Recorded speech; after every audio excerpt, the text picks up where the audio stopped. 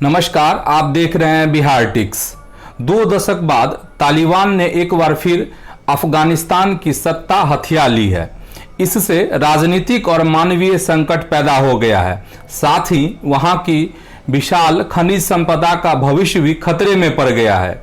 अफगानिस्तान दुनिया के सबसे गरीब देशों में शामिल है, लेकिन 2010 में अमेरिका के सैन्य अधिकारियों और भूगर्भ विशेषज्ञों ने खुलासा किया था कि देश में करीब 1 लाख करोड़ डॉलर का खनिज भंडार है।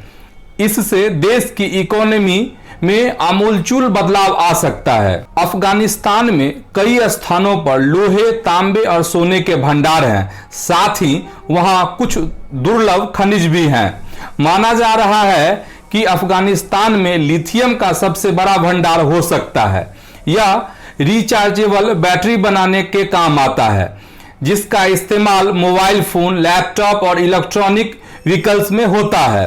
साथ ही क्लाइमेट चेंज की समस्या से निपटने के लिए जरूरी दूसरी टेक्नोलॉजी में भी इसका इस्तेमाल होता है। लेकिन इंफ्रास्ट्रक्चर के अभाव और भयंकर सूखे के कारण अफगानिस्तान में अब तक बहुमूल्य खनिज का दोहन नहीं हो सका है। तालिबान के राज में भी हाल फिलहाल यह स्थिति बदलने वाली नहीं है। साथ ही वहां चीन और पाकिस्तान जैसे देशों के भी हित हैं, जिनकी नजर इस खनिज भंडार पर है। लिथियम और कोबाल्ट जैसी धातुओं और नियोडाइनियम जैसे दुर्लभ खनिज की मांग दुनिया भर में बढ़ती जा रही है। इसकी वजह यह है कि कार्बन उत्सर्जन को कम करने के लिए दुनिया के कई देश इलेक्ट्रिक व्हीकल और दूसरी क्लीन टेक्नोलॉजी का रुख कर रहे हैं। इंटरनेशनल एनर्जी एजेंसी ने मई में कहा था कि लिथियम, कॉपर, निकल और कोबाल्ट की आपूर्ति तेजी से बढ़ाने की जरूरत है, अन्यथा जलवायु परिवर्तन की समस्या से निपटने के लिए किए जा रहे उपाय नाकाम हो जाएंगे।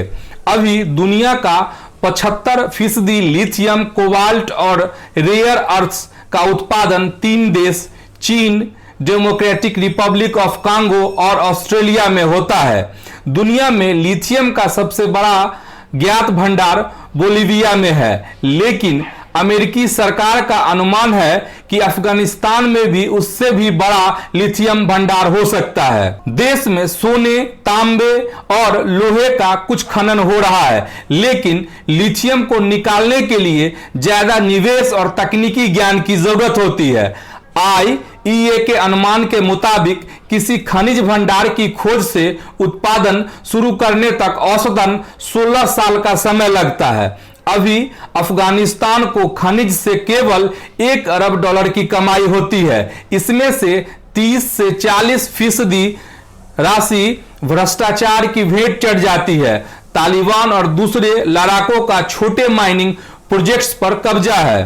कांग्रेसनल रिसर्च सर्विस की जून में आई एक रिपोर्ट के मुताबिक 2020 में अफगानिस्तान की 90% आबादी गरीबी रेखा से नीचे थी।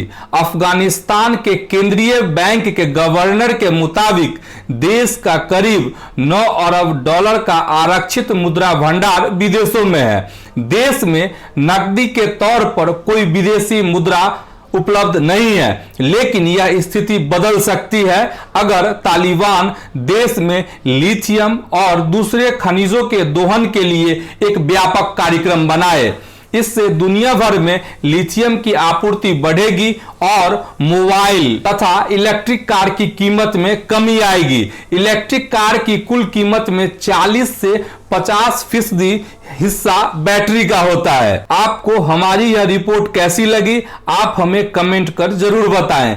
अगर आपने हमारे चैनल बिहार टिक्स को सब्सक्राइब नहीं किया है तो इसे जरूर सब्सक्राइब कर लें। आप हमें फेसबुक, ट्विटर और इंस्टाग्राम पर भी फॉलो कर लें। नमस्कार।